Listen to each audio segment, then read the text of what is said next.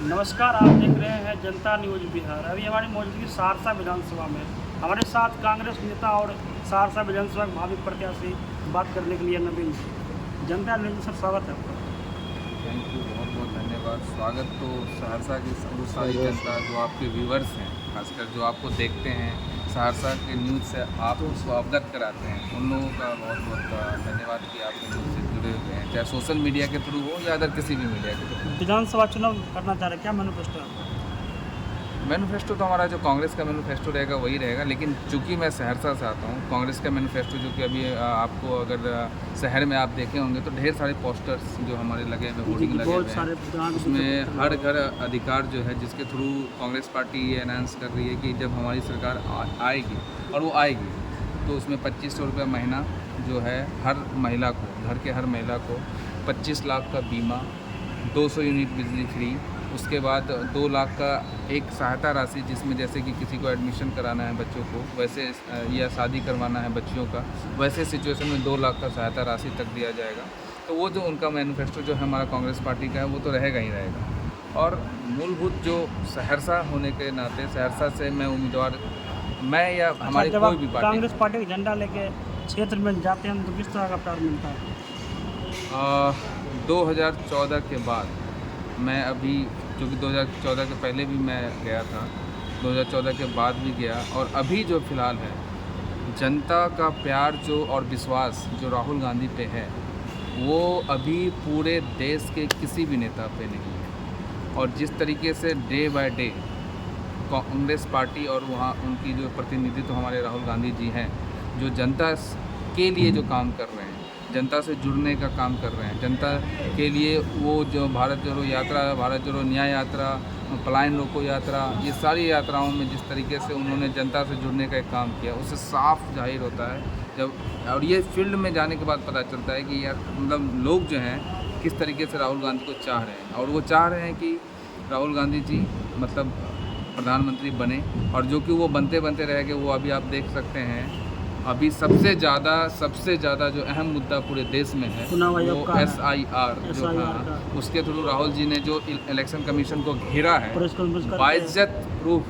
मतलब जो उनके साथ एविडेंस है। हम कहते हैं, मैं आपको अगर कहूँगा कि आप चोर हैं, तो आप इसका एविडेंस अगर मैं नहीं दूंगा तो बोलने के लिए तो कोई भी कुछ भी बोल जाएगा, लेकिन एविडेंस दूंगा उसके बाद आपको, तो आप या आपके अगल बगल वाले जो भी लोग हैं उसको तो समझ में आ जाएगा सच में आप, मतलब गवाह, आखिर कोर्ट में जो फैसला होता है वो गवाह के तौर पे होता है, सबूत देने के बाद वहाँ पे कोर्ट जो जज है वो फैसला करता है। आज इलेक्शन कमीशन पूरी तरीके से पकड़ा गया है, और जो नरेंद्र मोदी की जो सरकार बनी है, या नरेंद्र मोदी जो प्रधानमंत्री हैं, वो वोट चोरी करके बने हैं।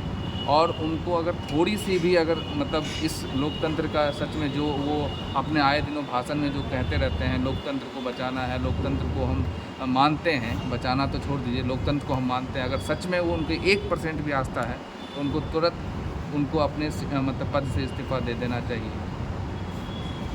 तो आपकी सहरसा विधानसभा में क्या समस्या है?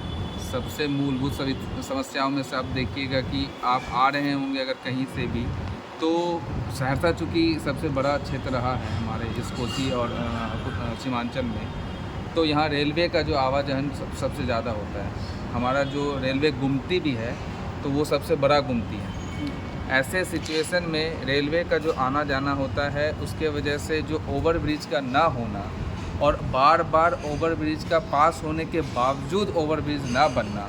इतने बड़े बड़े नेताओं के होने के बावजूद, सहरसा मुख्यालय होने के बावजूद ओवरब्रिज का आखिर ऐसा कौन सा ये रॉकेट साइंस है जो सुलझ ही नहीं रहा है, ओवरब्रिज बन ही नहीं पा रहा है इनसे, क्योंकि इनके नियत में नहीं है, नियत में ही खोट है, तो ये बनाएंगे नहीं, क्योंकि पैसे से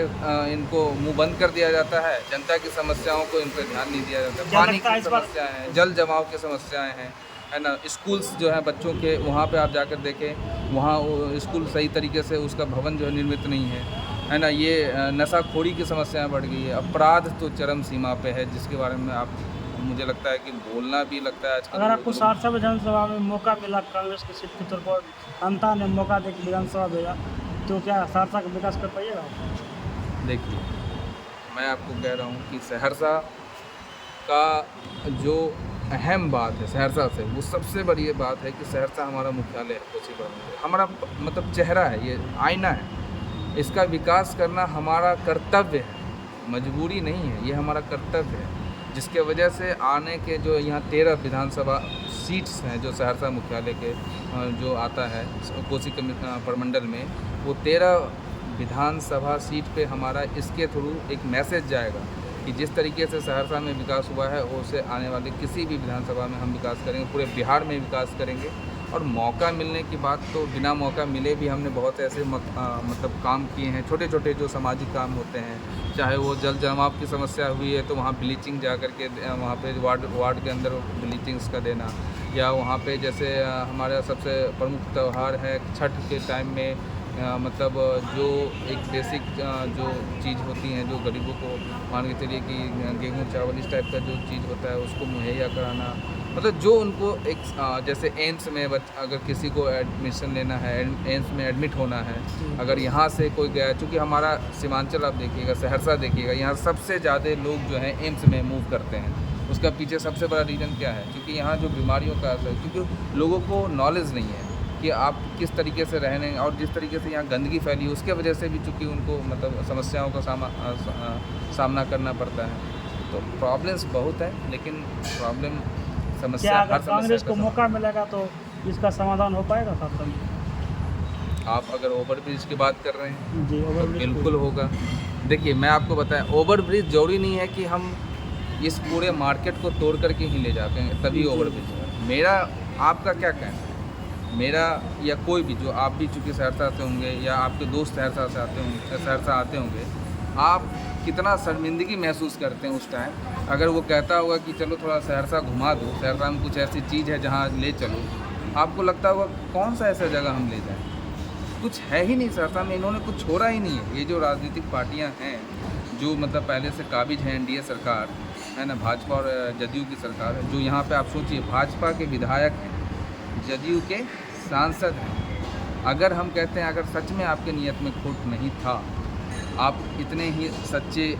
मतलब क्षेत्र के नेता थे, क्षेत्र के नेता थे, हम कहते नेता तो हर कोई है, लेकिन क्षेत्र के सच में आप प्रिय नेता थे, तो क्षेत्र का विकास क्यों नहीं हुआ? आप जब सहरसा की ओवरब्रिज तो बन गया, लाइट ओवरब्रिज लॉलीपॉप है, बिल्कुल। अब देख लीजिए ना क्या होता है ना कि जो चीज़ आप अपने से जब खुद में अमल करते हैं ना तो आपको महसूस होता है। आप उस ओवरब्रिज पे चढ़े हैं या नहीं चढ़े मुझे नहीं पता, लेकिन मैं एक बार चढ़ा हूँ आफ्टर इनॉग्रेशन। तो वो जो ओवरब्रिज का स्लोप है वो उसको आपको देखने के बाद पता चलेगा कि वो आप जब उतर रहे होंगे तो लगेगा कि जो एक्सीडेंट होगा नहीं हो चुका होगा, मतलब इतना ज़्यादा स्लोप दे दिया गया है। मतलब इलेक्शन आ गया ना नज़दीक, तो कुछ ना कुछ तो लॉलीपॉप दिया ही। इसी तरह देखते रहिए जनता न्यूज बिहार। अगर आप भी खबर या विज्ञापन देना चाहते हैं तो संपर्क करें 7667883552। धन्यवाद।